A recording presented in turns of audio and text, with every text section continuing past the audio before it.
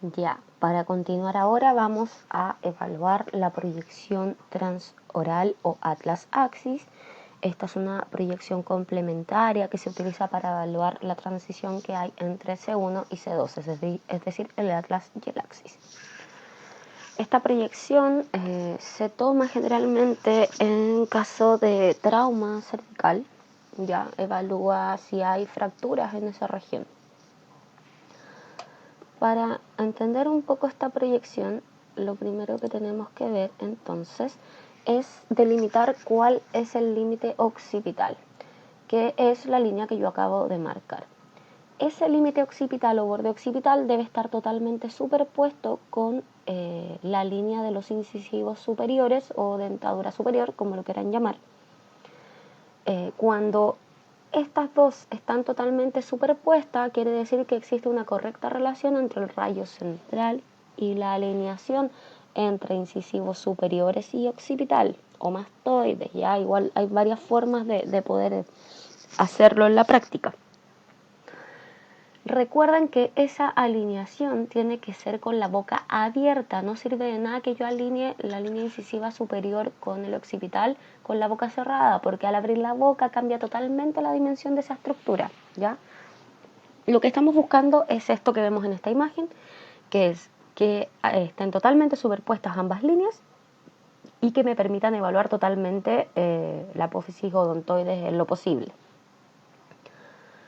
Continuando entonces, ahí está delimitada la apófisis odontoides. Si se dan cuenta, la porción más superior de la apófisis odontoides no se ve completa, queda justo tapada por el borde occipital. Ya esto no es relevante, es decir, no va a dejar de ser diagnóstica porque no se vea el borde superior.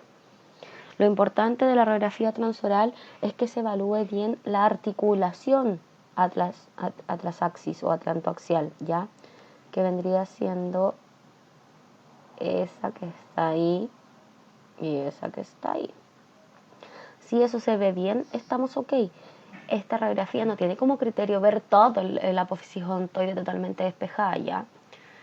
En caso que queramos evaluar la apófisis odontoide como tal y tomamos esta proyección y no se ve totalmente despejada la porción superior de la apófisis odontoide, se puede complementar con una proyección Fuchs o método de Judd, para que lo sepan. Continuamos entonces.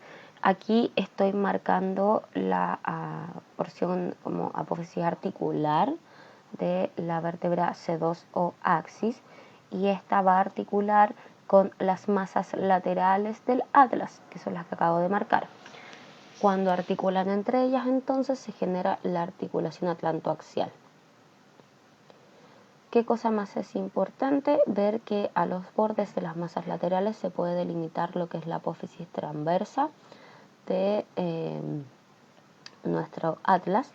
Y de hecho no marqué esto, pero aquí se puede ver un agujero transverso. Recuerden que el atlas tiene agujeros transversos en sus apófisis transversas.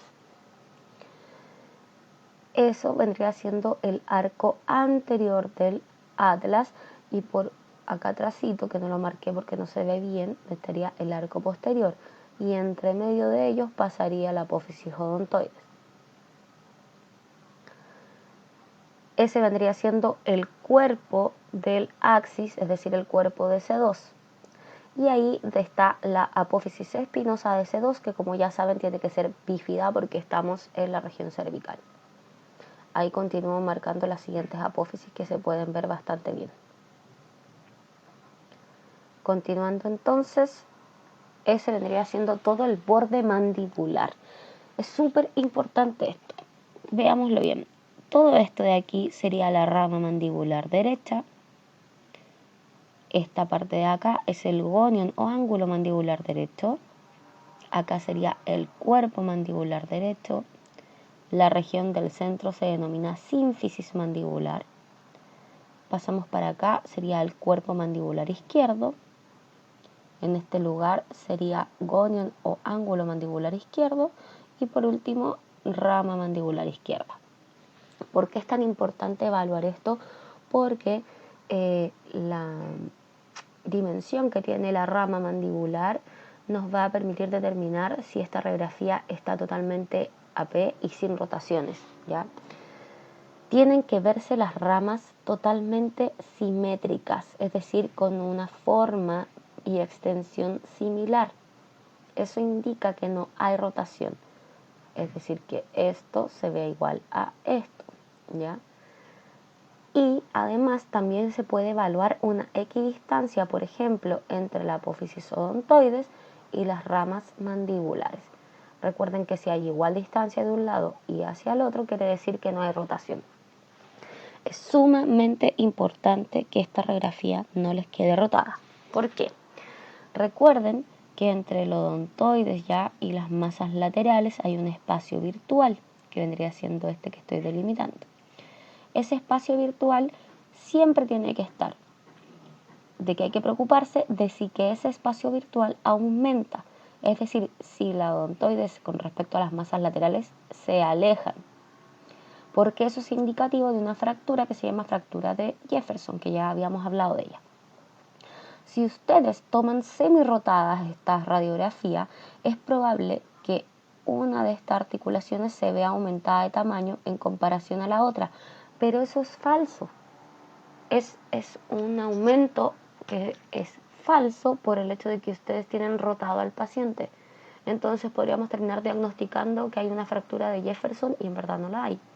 Así que por favor, ojo con cómo tomen esa radiografía, procuren de que quede realmente frontal. Ya saben que tienen para evaluar lo que es las ramas mandibulares con respecto al odontoide, la simetría entre ellas, la equidistancia con el odontoide, etc. Ahí está la apófisis mastoides, esa es la línea de incisivos inferiores o dentadura inferior. Continuamos ahora con la radiografía cervical oblicua. La radiografía cervical oblicua tiene radiografías que se pueden tomar de forma anterior y posterior. Están las oblicuas posteriores y las oblicuas anteriores.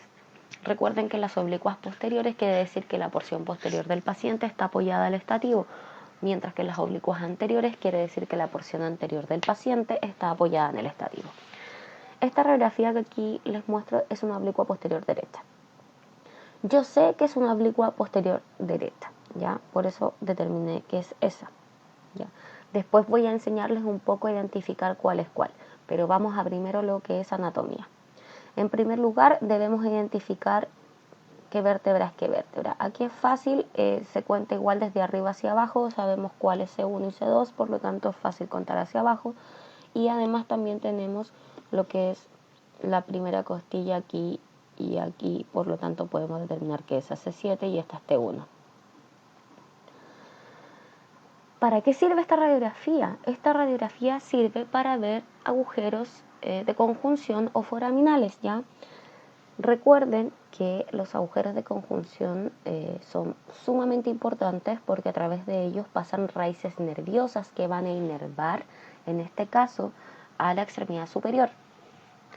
Por lo tanto, nos da un poco de sensibilidad, nos permite sentir ya estímulos en nuestra extremidad superior. Recuerden que si hay dolor en la columna cervical acompañado con un hormigueo, parestesia o adormecimiento de alguna parte de la extremidad, ya sea un dedo, la mano, el antebrazo, etc., a eso se le denomina cérvico-braquialgia. Y cuando eso esté presente, lo primero que hay que pensar es que una raíz nerviosa está comprimida y que por eso se presenta este síntoma de adormecimiento o hormigueo. Pues esta radiografía es la que sirve para ver eso, ya que lo que queremos evaluar es la indemnidad de los agujeros de conjunción o articulaciones facetarias, que son los que estamos determinando. Recuerden que esto se denomina dermatomas, lo vimos en otro video para que lo estudien. Aquí entonces estoy marcando la vértebra completa desde C2, no marqué C1, pero desde C2 hasta C7. Como pueden observar, la porción anterior que está aquí vendría siendo el cuerpo vertebral, esta es la apófisis odontoides, y hacia posterior vendría aquí un puente que le vamos a llamar pedículo. Ese es el pedículo de C2, pedículo de C3, pedículo de C4 y así. Recuerden que los agujeros de conjunción se forman entre pedículos, ¿ya? es decir, el pedículo de T2 y el pedículo de T3 me forman el agujero de conjunción entre C2 y C3. Continuando entonces, ahí en anterior se pueden visualizar los pedículos del lado contrario. A ver, si instauramos que esta proyección es una oblicua posterior derecha, ¿ya? Quiere decir que el paciente está apoyando el lado derecho y el lado izquierdo está más lejano al receptor de imagen. En este caso, lo que se evalúa vendría siendo lo que está más lejos, es decir, todos esos agujeros de conjunción corresponden a los agujeros izquierdos. Por lo tanto, todos los puentes o pedículos que están formando aquí los agujeros también corresponden a los izquierdos. Por lo tanto, estos otros pedículos que marqué acá corresponden a los pedículos derechos que están más cercanos al receptor de imagen. Y estos pedículos me ayudan a evaluar si la oblicuidad que yo le di a la radiografía está bien o es mucha o es poca. ¿Por qué? Primero hay que ver la integridad de los agujeros de conjunción y luego mirar los pedículos del otro lado. Si los pedículos están muy hacia anterior, quiere decir que hay una falta de rotación, mientras que si los pedículos se van a posterior, hay un exceso de rotación. Ahí les marqué las primeras costillas y aquí les estoy marcando las apófisis transversas, que obviamente no se visualizan en toda su extensión, ya que la proyección está oblicua, por eso se acortan. Importante mostrar que ahí en C2 también se ve un agujero transverso y no la apófisis transversa como tal. Para continuar entonces, ahí están las ramas mandibulares, las mandíbulas, las cuales en este caso no deben estar superpuestas ya que es una proyección oblicua. Y ese, como ya lo hablamos, es el ioides, no es tiroides ni es cricoides, es el ioides. Para finalizar, aquí pueden evaluar cómo se ven las proyecciones oblicuas posteriores y las oblicuas anteriores. La oblicua posterior derecha siempre se va a ver que el paciente mira hacia la derecha, mientras que la izquierda va a mirar hacia la izquierda. Al contrario ocurre en las oblicuas anteriores. En la oblicua anterior izquierda el paciente mira a la derecha, mientras que en la oblicua anterior derecha el paciente mira a la izquierda. Nunca vamos a saber cuál es a menos que la digan. Si nos dicen que son posteriores, ya sabemos que si mira a la derecha es la derecha, si mira a la izquierda es la izquierda. Si nos dicen que son anteriores, sabemos que es al contrario. Por lo tanto, si se les pregunta a ustedes, se les pone una radiografía y me tienen que decir si es oblicua posterior derecha o oblicua anterior, ustedes me ponen los dos. Es decir, si se ve como esta forma, ustedes me ponen que puede ser una oblicua posterior derecha o una oblicua anterior izquierda. Si se ve de esta forma, ustedes me ponen que puede ser una oblicua posterior izquierda como una oblicua anterior derecha. Recuerden que estas sirven para ver agujeros y pedículos izquierdos, mientras que estas sirven para ver agujeros y pedículos derechos. Eso es para determinar entonces cuáles son las oblicuas y cómo se aprenden a identificar. Si somos más rigurosos, podríamos hablar un poco de magnificación de estructuras, etcétera, porque por ejemplo en la oblicua posterior derecha yo estoy apoyando el lado derecho, ¿cierto? Por lo tanto la costilla derecha se ve más definida porque está más cerca del receptor de imagen, mientras que la costilla izquierda está más grande, está magnificada porque está más lejos del receptor de imagen. Aquí debiese ocurrir lo contrario, no se ve bien por la densidad óptica, pero si queremos ir como a ahondar más, esos podrían ser ciertos detalles que nos ayuden a identificar cuál es cuál.